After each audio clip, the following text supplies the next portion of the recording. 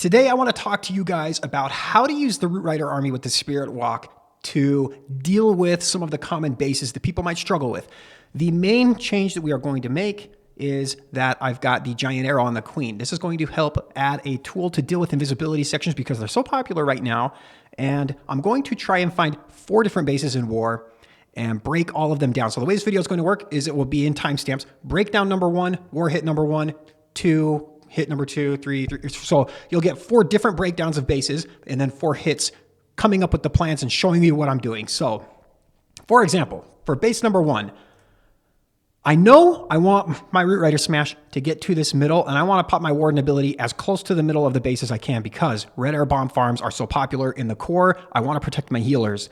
The way that we're going to do that is we need to funnel 2 different sides in order to get our Smash there, right? So I'm going to set my Royal Champion on this bottom side for 2 reasons. 1, the Queen can't reach this Ricochet Cannon unless she comes on the other side of that wall, so it would wreck her. And 2, it will get a fantastic funnel. Now, if I get this multi-archer tower or not a big deal, but my goal is just these buildings here, and I'm going to recall the Royal Champion fairly quickly. I might save an extra invis or 2 depending on how it goes. And then Queen, I've got the giant arrow. I'm just immediately going to launch the arrow through the middle of the base to trigger that invis tower. So we have the Queen up here, and then I'm going to put the siege barracks right up here.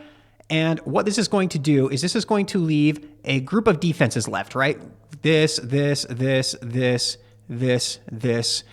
And it's kind of an odd funnel for my Root Riders, right? If you put the Root Riders down here, which is where you want to do, they're going to kind of come up and go around this way. And this is where the overgrowth is going to come in very handy. Obviously, the Queen and the siege barracks are going to deal with these defenses here, but I'm just going to overgrowth all of these buildings right here. And so my Root Riders are going to take kind of a weird path. They're going to kind of go up, and then they're going to come back into the middle here. That's the goal. That's how I'm going to get the Root Riders to get to the core, and they're going to do it before the invisibility tower has time to reset. And sometimes it can get kind of close, but usually if that happens, my King's in the middle of the base, and I don't have to worry too much about it because the Earthquake with the Spiky Ball just kind of wreck the core, right? As long as you can get to your King to the core, you're going to triple. Obviously, we'll have to deal with the monolith and stuff afterwards, but there's going to be enough overkill at that point to where it won't be a big deal. And I'm going to try and get my headhunters into the Warden ability because it's going to deal with some of these heroes that are down here and on the back end so that I don't have to deal with them otherwise. So on this type of base, when you have a compact core, just use your Royal Champion to set a funnel on one side like this. Use your Queen to kind of set a funnel on this side.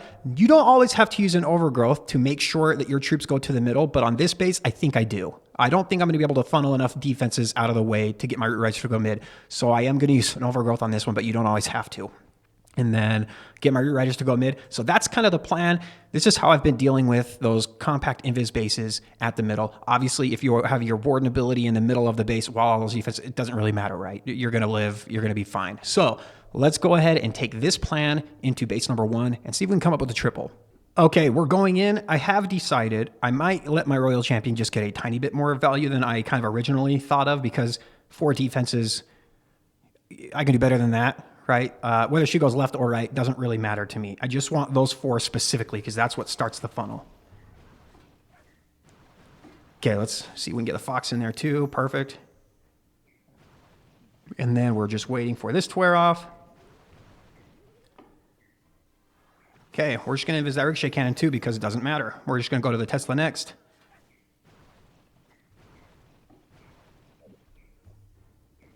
We'll recall right after this Wizard Tower. Okay, we got it. Oh, Spirit Fox died. That's unfortunate. Okay, let's get the Siege Barracks right here. We're going to let the Queen get a little bit of value. Maybe we'll wall break her so she has access to that tower there. Okay, let's just spam everything down. Put 1 headhunter for the enemy Queen there. And we are going to overgrowth right here. Boom. Get all those defenses in. Queen is actually going to, because of this, join with the main army, which is not the worst thing in the world. Oh, wait. The invis didn't trigger? I mean, not the worst thing in the world. I just want my... Ooh, okay, we got a Royal Champion in the Warden ability. Good. What, where did that go? Not the worst thing, obviously, right? Look, we're still probably going to crush the space. I am a little curious as to what happened there exactly. Let's go ahead and pop the royal champion ability because I didn't do that before for some reason. And we might get wrecked by that minion prince, but the royal champion's healthy enough that we should be able to get back and be fine. I've got the king ability still. I might have to watch the replay and find out why the royal champion or the giant arrow didn't hit anything in the core. Did I just totally whiff that like terribly? Okay, let's pop this. Again, I'm not too worried. Minion prince is going to sit here and wreck me, but I mean, we got so much stuff left over that it doesn't matter. We're going to swag a spell. As long as you can get your king to the middle, you're fine. Even if you, like, I didn't even need to pop the ability here, but that's the goal, right? Again, I'm going to go watch the replay and find out why that didn't trigger, but we'll see. Let's go to base number 2, though. Okay, so yeah, my giant arrow just went right over the top of the whole town hall area because I didn't realize that it wasn't lined up right at the corner. So I wasn't even paying attention. On this one, I'm still going to take the giant arrow just because that's what I've got. By the way, I didn't realize my mini's not even in this war, so there's going to be 2 hits. And then I'll just break down some of my replays from Legend League with this army that I did today. Because for the armies that I used, I did go perfect with this today. So the goal for this base. Okay, let's go ahead, figure it out. For the royal champion. Okay, so on this kind of base, when the town hall's not in the center, you almost want to find a way to overgrowth the middle. And you kind of want your root riders, let's just say my entry point's over here, to ring around and then be able to pop your earthquake boots and spiky ball when the overgrowth wears off. That's going to destroy a lot of these buildings, plus open walls for Valkyries and other things, as well as just do a bunch of damage to those buildings, right? So in order to do that, what I'm going to do is use my royal champion right here and have her just clear some of these buildings out of the way. Actually, I might send her from like this angle here. That way I know it's a little further this way, and we'll try and get her to deal with like some of these buildings here. And then I'm going to put the queen and the siege barracks right up here. Just going to use the giant arrow again, just because it's a habit. I want to get used to that because I think it's a really good tool to have. And these guys are just going to kind of be guided around the outside of the base while the root riders stay inside of the base. So that's kind of my plan. I'm going to use the overgrowth here to, 1, make sure that none of my root riders and Valkyries separate and go off in this direction. I want them all to stay in a nice clump, and because of that, I'm going to use the overgrowth, so there's no defenses that are available in that area. And then once the overgrowth wears off, that's when I will pop my earthquake boots and spiky ball, ideally, unless he gets in real trouble before then. And then I'm going to try and use my warden ability somewhere right around this area. When I can get some headhunters in there and things like that. Man, I'm drawing really well today. Look at those circles and stuff. That's like way better than I normally do. I'm like a 1-year-old when it comes to coloring on this thing usually. So that's the plan. Let's go ahead and take this in and see if we can come up with another triple. All right, we're diving in. Now, normally I'd run Valks in the CC, but I feel confident enough that that's not going to make a difference either way. So if you're wondering. Okay, let's go ahead. Hopefully the Spirit Fox goes in. Okay, let's pop the haste ability now. Are we going to the monolith? No, we are not. Okay, we're just going to recall. Don't need more damage than that. That's fine with me. Let's go ahead and put you down. Giant arrow. Put a couple of Valks here just to clean up. We'll put a baby dragon here. And then we'll spam everything down. Put 1 headhunter down. King, Warden, Royal Champion. Once we get closer to the middle, that bomb tower is done and everything. That's when I'm thinking I'll probably overgrowth that area. Let's go ahead and do that now. Okay, perfect overgrowth. That's going to make me ring around right into that town hall area. Maybe not. Invis that so the king goes the right way. And I'm going to try and pop my warden ability right when I said I was going to. Perfect. That seems like a good time. And again, I'm going to try and wait until the overgrowth wears off before I pop my king ability, right? Perfect now. That seems like a really good time. We're going to weaken all of those things there. Let's go ahead and freeze the queen and the ricochet cannon. We've got an invisibility spell too. And we'll wall break for the queen. She might need access to that back end over there. And I mean, this is looking pretty crushed. I've got another invisibility spell if I need it, which we might. I wish the healers weren't being targeted by that, but I mean, again, this is basically how my raids have gone for the past few days, unless if I really screw up the Spirit Walk, that's the only time I ever fell. But I've gotten pretty comfortable with this army, and this is probably the one that I'm going to use to push with for the rest of the season. The Insane Sui is a little bit more risky. If I can't get my king to the core, it seems like it struggles a little bit, and I don't want to have that risk. I feel like this one, maybe it doesn't have as much potential, but it's not as risky either. So I'll show you guys, I'll go over a couple of replays from Legend League with this army, but this is the one that I've been killing it with lately. I think I've only failed 2 attacks in the last 3 days between both accounts. Now, I didn't do 100% of those raids with this army, but I've gotten a really good hit rate with it. So let's go ahead. Yeah, we'll watch a couple of replays since I didn't realize my menu wasn't in war, but that'll do it. Let's take a look at replay number 1. Now, anytime you load into a base in Legend League, you should be asking yourself a set of questions. The first being, does it make sense to get my Root Riders into the core? Yes, you want them to be in the core. You don't want them to ring around like I did on that last hit. So question number 2, what's the easiest way to get my Root Riders into the core? Now, on bases that are symmetrical, there's really only a few approaches that you can do. You're going to be sitting your Royal Champion essentially on one corner of the base. So you have like 4 options, right? Like option 1, 2, oh, that's a terrible color for this base. Let me pick a different one. 1, 2, that's a terrible 2, 3. This is what I mean when I say I draw terribly usually. That's a 2. Okay, so you just pick one of the corners. Sometimes on these symmetrical bases, it really doesn't matter a whole lot. I do know that with the open walls and the closed walls down here, and with the way the defenses are set up and stuff, it's easier for my Royal Champion to either take out this part of the base or this part of the base because, one, there's ricochet cannons and there's heroes and multi-archer towers. That's a lot of firepower for my queen, and the Royal Champion's going to be invisible, so it doesn't really matter, right? So I either want to put my Royal Champion at the top or the bottom. I choose the bottom. Really doesn't matter a whole lot, right? So I'm going to put my RC down here.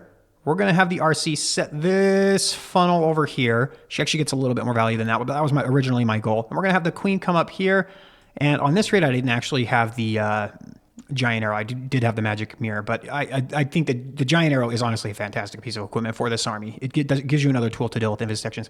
And then I'm hoping that she can kind of deal with this area, and obviously don't need a wall break. And I'm going to put like a baby dragon or something right here to encourage my queen to come down this way. So that maybe I can wall break or get rid of the scatter shot. And then my my smash has a clear path to the town hall. Now I want to save my king ability if I can to use that in the core, unless I can use my warden ability in the core. Now you can kind of pick, right? You only have to use one of the 2 abilities while you're in the core. If you're taking a lot of damage, warden ability makes more sense. If you are, just in there and your warden ability had to be used early or something, then you can use your king ability, right? But you really don't need to use both in the core, kind of a waste. So if you can save one of the abilities for a little bit later on, great. So let's go ahead and push play and we'll watch this. Obviously, the timing and everything, everybody's fairly familiar with a Spirit Walk right now. Every time the timer ends in a 6, you're going to drop another invis spell. I usually use my haste ability anytime the timer ends in 0. So like 50 or 40. That way I know I've got a few seconds to figure out what direction she's heading and I can place invisibility spells in advance. You can see the Royal Champion's going to start heading to the right. She kind of heads that direction, and I'm going to recall her even before I'm done using all the invis spells. Look, the goal with the Royal Champion is not to get a ton of value, although that's a benefit. The goal is to set the funnel for your Root Riders. This is a fantastic funnel. There are no defenses because she gets this one. You guys just don't see that yet. She gets all those defenses, and so there's nowhere. My Root Riders are never going to head that direction. So funnel is set. That's an insane funnel. So I recall her. Queen's going to be put on this side. And again, I'm going to use a baby dragon just to make sure that they come down this direction so that they clear ideally this builder hut and this wizard tower and stuff here, so that as my Root Riders kind of head in that direction, there's not defenses up in this little area where they can kind of get sidetracked and walk up in that direction, right? If I need to, if they start to head up in that direction, you can overgrowth right here. That's better to use your overgrowth to make sure your Root Riders stay in a clump and head to the middle than it would be to hold on and just hope that they don't go that direction. So just so you guys are aware, use the overgrowth to keep your Root Riders in a nice group and head to the middle. That is the goal of the overgrowth. That's really the only goal of the overgrowth in this army.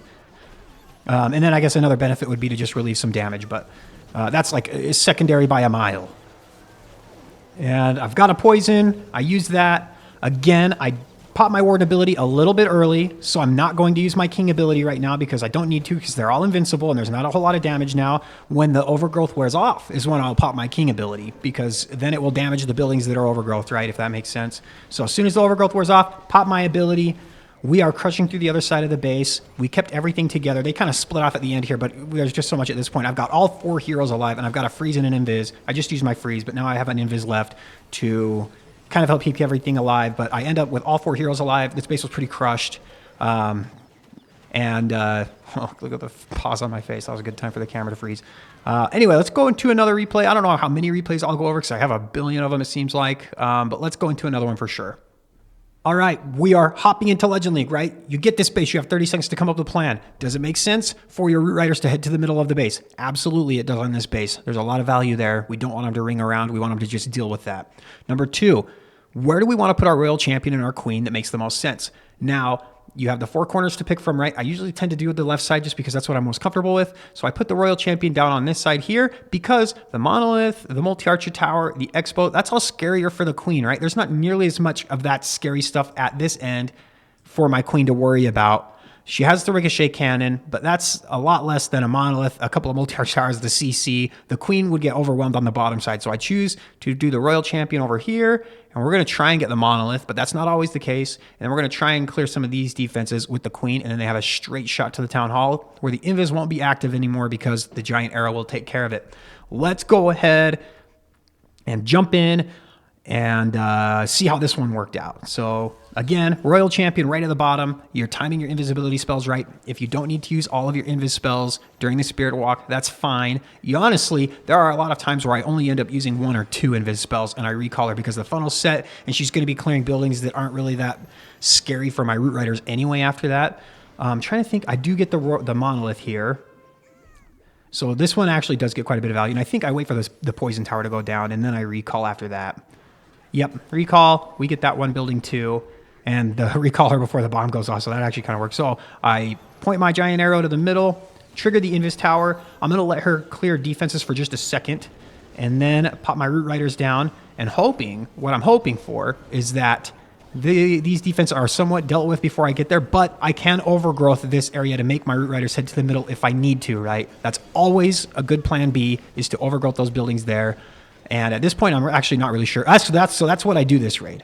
I overgrowth those buildings. That way they can't even go there. That, in terms of value for blocking damage, that's honestly a fairly terrible overgrowth, right? It's basically a ricochet cannon because the other 2 defenses don't do any damage at all. Again, if I pop my warden ability, I'm not going to pop my earthquake boots until I need to further on in the base because it's not going to get value that my invincible heroes or troops are going to get right now. And later on, I think right here is where I pop the earthquake boots because I'm like, I'm going to get 3 really big defenses. Yeah, perfect. And then access to everything else with the king. And you can start to see that this base is absolutely crushed already. This was a very fast raid too. All 4 heroes are alive. Plenty of time left. I swag an invis spell. Yeah, the giant arrow helps so much with this army. You can just see if you didn't have to deal with that invis section, that makes it a lot easier, right? If you have to go ring around it because it goes invisible for a second, it becomes a little bit hairy. And anyway, that's kind of how I've been doing this attack in Legend League lately. Royal Champion to set the funnel on one side, Queen with the giant arrow on the other, Root Riders right through the middle. If the Town Hall is not centered, I overgrowth the middle so that I ring around the middle and we deal with it with the Earthquake Boots when it becomes open up again. If the Town Hall is in the middle, I overgrowth somewhere else to make sure that my army goes to the middle, and I crush the middle with the Warden ability or the Earthquake Boots, whichever I need to do.